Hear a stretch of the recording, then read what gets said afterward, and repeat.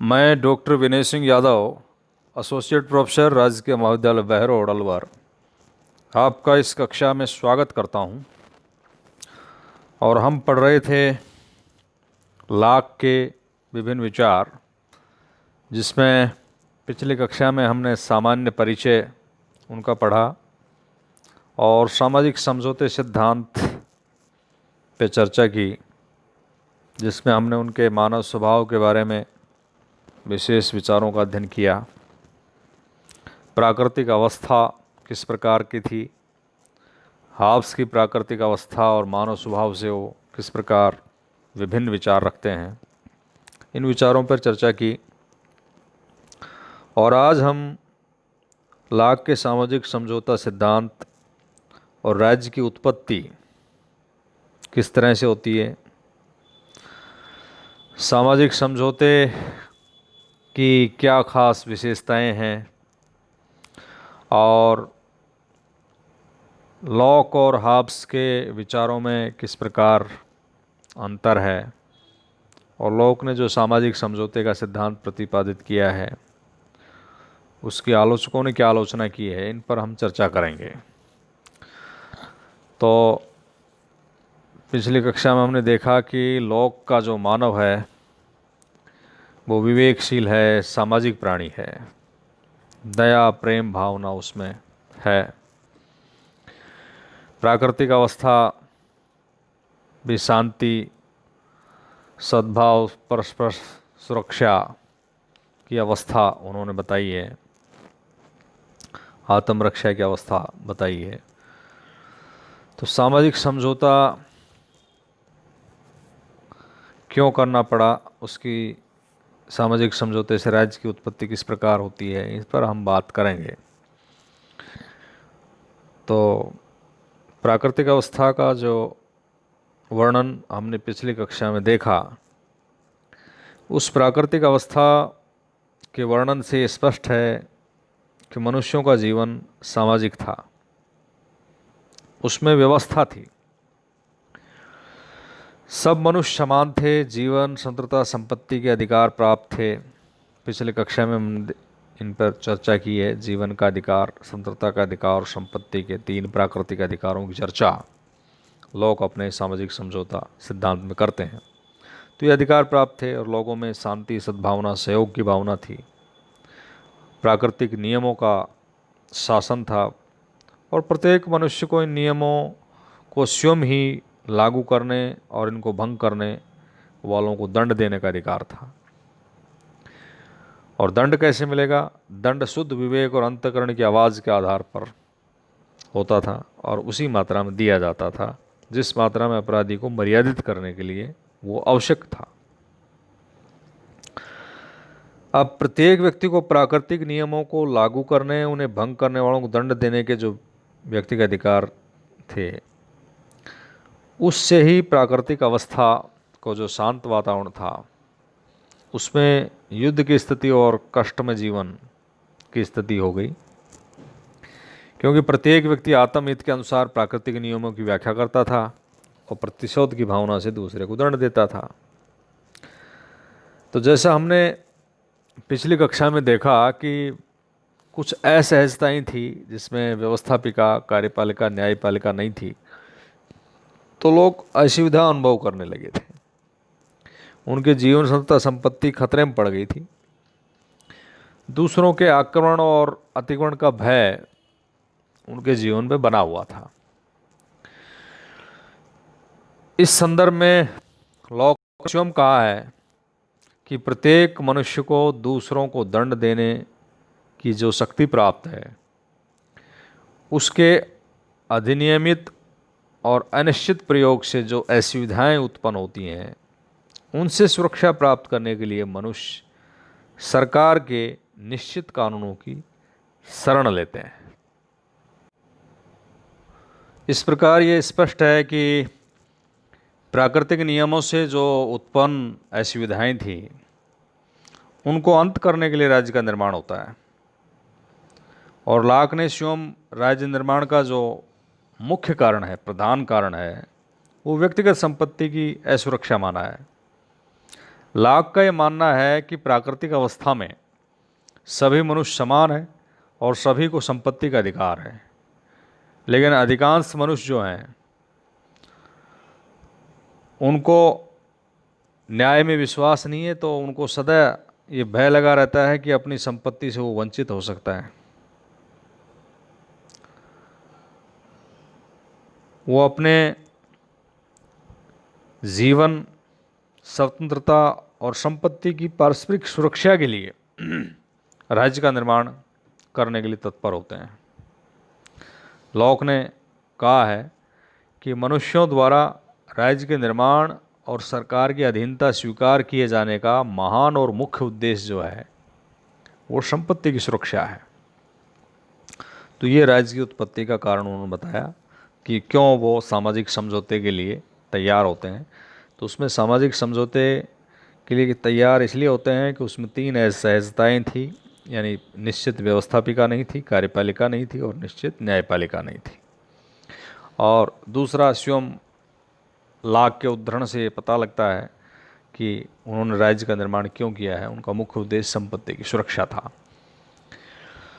अब प्राकृतिक अवस्था की असुविधाओं से बचने और अपनी व्यक्तिगत संपत्ति को सुरक्षित करने के लिए सभी मनुष्य सामाजिक समझौते के द्वारा राज्य का निर्माण करते हैं।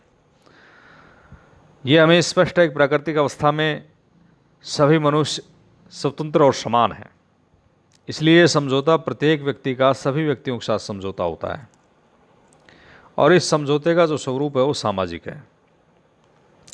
इस समझौते के अंतर्गत प्रत्येक व्यक्ति अपने उन प्राकृतिक अधिकारों का प्रत्याग करता है जिनके कारण प्राकृतिक अवस्था में अराजकता और अव्यवस्था फैलती है। हॉब्स के सामाजिक समझौते में प्रत्येक व्यक्ति अपने अधिकारों को एक व्यक्ति या व्यक्ति समूह को समर्पित करता है। ये हमने हॉब्स का जब अध्ययन किया था, पढ़ा था। लेकिन दूसरी ओर लॉक के सामाजिक समझौते में प्रत्येक व्यक्ति अपने कुछ अधिकारों को संपूर्ण समाज को सौंपता है। तो ये बुनियादी अंतर है इनमें। लॉक के सामाजिक समझौते का मुख्य उद्देश्य जो है जीवन, स्वतंत्रता और संपत्ति को समाज के आंतरिक और बाह्य खतरों से सुरक्षा प्रदान करना है और इस उद्देश्य की प्राप्ति के लिए व्यक्ति अपने जिन प्राकृतिक अधिकारों को समाज को समर्पित करते हैं वो हैं अपने आप प्राकृतिक नियमों की व्याख्या करने का अधिकार, उनको कार्यान्वित करने का अधिकार और उनको भंग करने पर दंड देने का अधिकार। यानी जो व्यवस्थापिका, कार्यपालिका और न्यायपालिका की शक्ति है, ये अधिकारों का वो सरेंडर कर देते हैं, समाज को समर्पित कर देते हैं।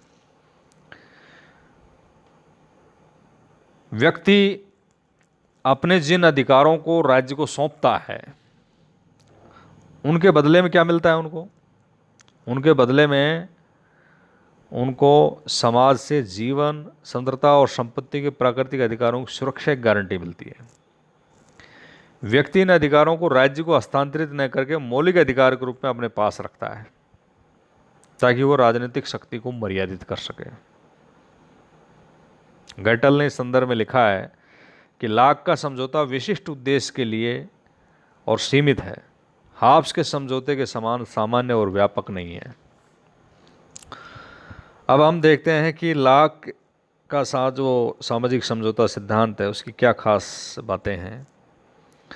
तो उसमें लॉक ने जो बात कही है वो ये है कि लॉक 2 समझौतों की चर्चा करता है कि बार्कर नाम के जो विद्वान हैं वो तो ये कहते हैं कि जो समझौता है वो एक हुआ है, लेकिन दूसरे जो विचारक हैं, वाहन इत्यादि, वो ये मानते हैं समझौता 2 प्रकार के समझौते होते हैं, जिसमें पहले से राज्य का निर्माण होता है और दूसरे से सरकार का गठन होता है, जो मौलिक समझौते के उपबंधों को कार्यान्वित करती है।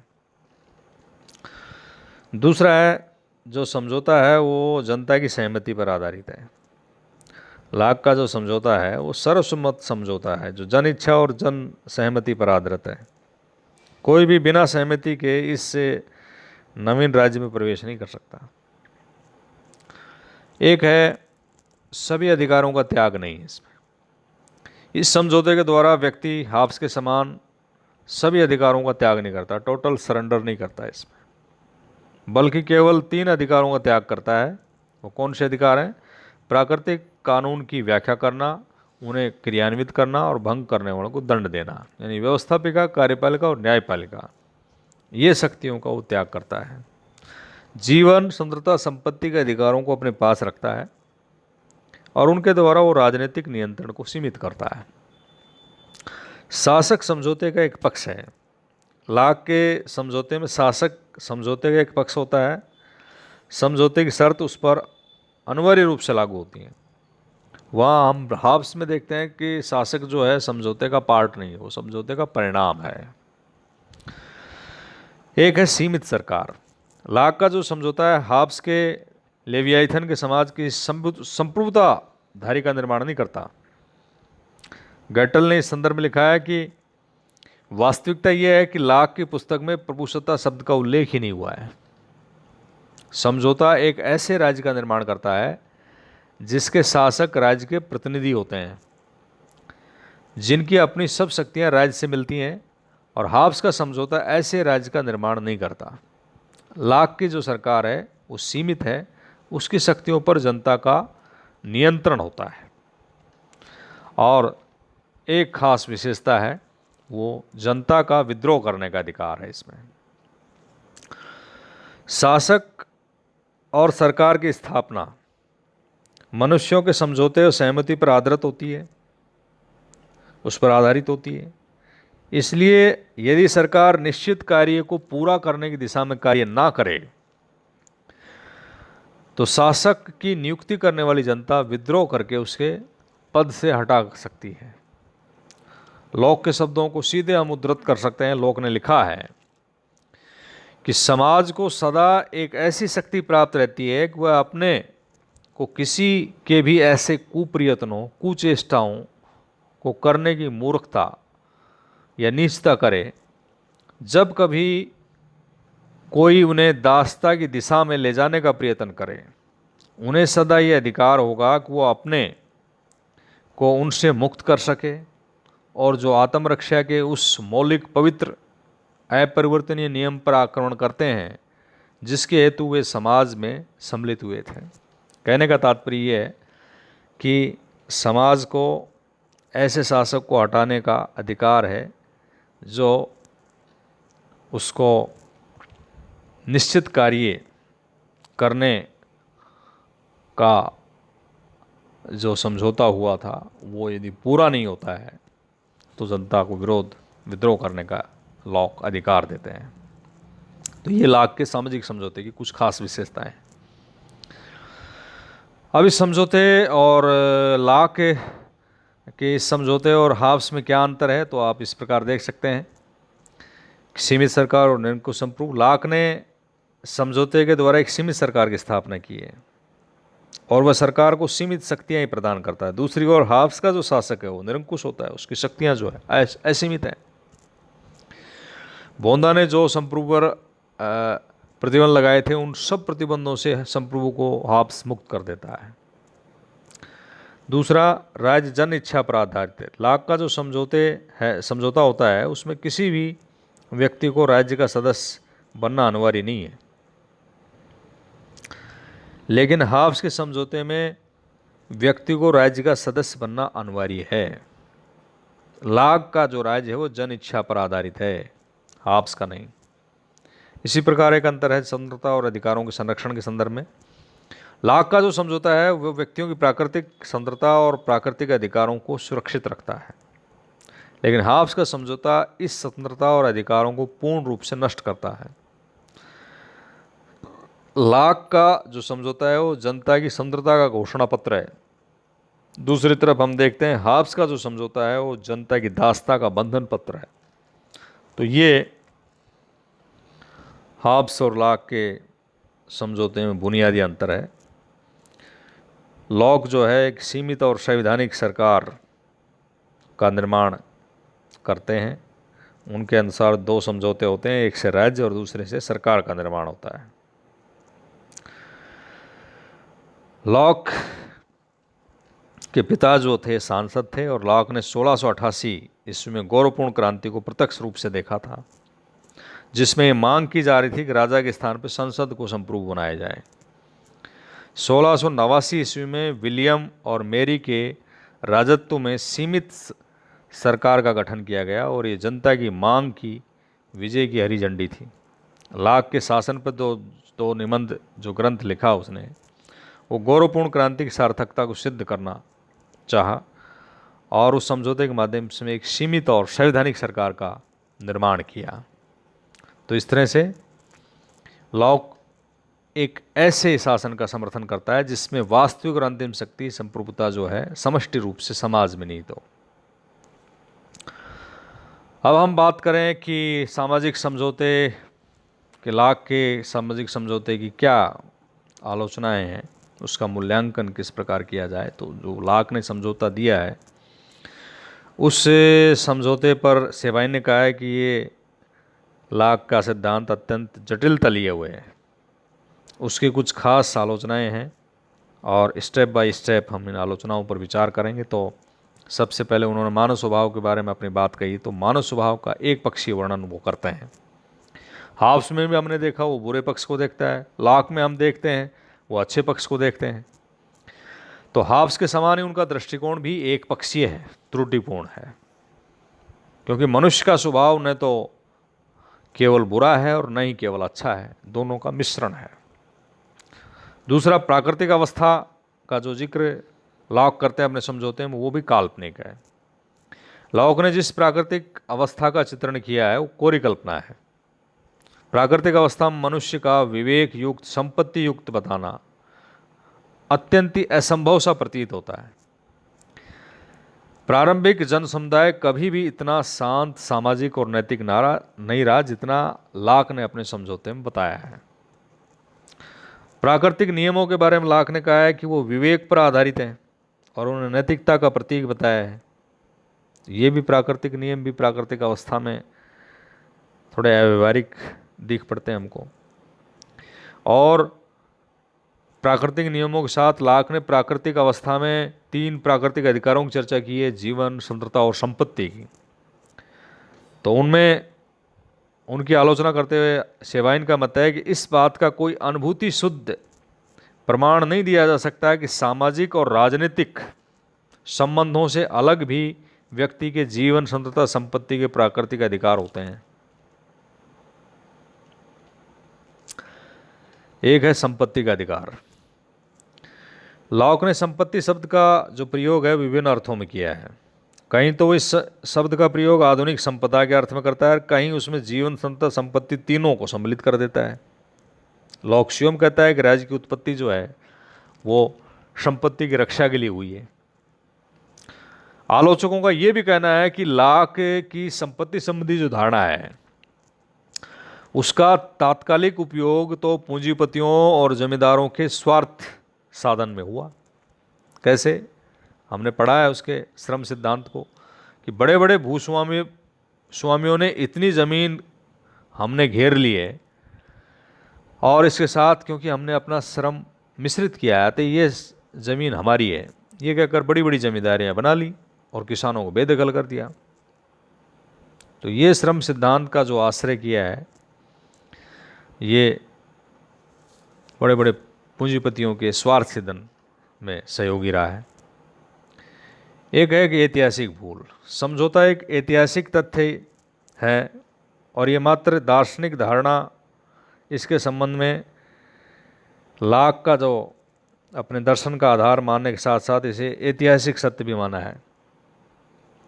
वो ये कहता है कि यद्यपि इसके ऐतिहासिक होने के प्रमाण नहीं है, लेकिन उनके अनुसार ये तथ्य उनकी अनैतिहासिकता को सिद्ध नहीं करता, बल्कि ये सिद्ध करता है कि आदिकाल में तथ्यों को लिपिबद्ध करने के साधन उपलब्ध नहीं थे, इसलिए उनके संबंध में कोई ऐतिहासिक प्रमाण उपलब्ध नहीं है। तो आलोचकों का यह कहना है कि समझौते को ऐतिहासिक सत्य मानना लोगों की भूल है, क्योंकि जिन मनुष्यों ने कभी संगठित जीवन का अनुभव नहीं किया वे एकाएक एक राज्य जैसे विशाल संगठन का निर्माण नहीं कर सकते। तो ये उनकी खास आलोचना। और एक है वैधानिक संप्रभु की उपेक्षा। लाक ने अपने सिद्धांत में वैधानिक संप्रभु की उपेक्षा की है। हाब्स ने इसकी मान्यता को स्वीकार किया है। और गिलक्राइस्ट इस संदर्भ में अपना विचार व्यक्त करते हैं। गिलक्राइस्ट कहते हैं कि हाब्स ने राजनीतिक सत्ता को अस्वीकार करके वैधानिक संप्रभुता का प्रतिपादन किया है। लाक ने राजनीतिक संप्रभुता की शक्ति को स्वीकार किया है लेकिन वैधानिक संप्रभुता को मान्यता नहीं दी है। तो ये उनकी आलोचना है। निष्कर्ष रूप में हम कह सकते हैं कि लाक ने सामाजिक समझौते के द्वारा ये स्पष्ट किया है कि सरकार की तुलना में जनता श्रेष्ठ है और सरकार की शक्तियां और कार्यक्षेत्र सीमित और मर्यादित हैं। इसके साथ ही लाक ऐसा नहीं कहता है कि प्रत्येक राज्य का निर्माण सामाजिक समझौते के द्वारा हुआ है। उसका तात्पर्य यही है कि जिस राज्य का निर्माण लोगों के समर्थन के द्वारा नहीं हुआ उसे अस्तित्व में रहने का अधिकार नहीं है। शांतिपूर्ण राज्य का निर्माण जो है वो समझौते के द्वारा होता है। और लाक ने राज्य में ये समर्थन तभी तक रहता है जब तक शासक का जो चरित्र है वो जनता के अनुकूल रहता है। और ये लाक के सामाजिक समझौते का एक विशेष पहलू है, चमत्कारिक पहलू है कि वो एक सीमित शासन, संवैधानिक व्यवस्था, राजतंत्र की व्यवस्था जरूर मानता है लेकिन उसकी शक्तियाँ जो हैं सीमित कर देता है। तो ये उनके खास विचार हैं सामाजिक समझौते सिद्धांत पर और उसकी आलोचना। धन्यवाद।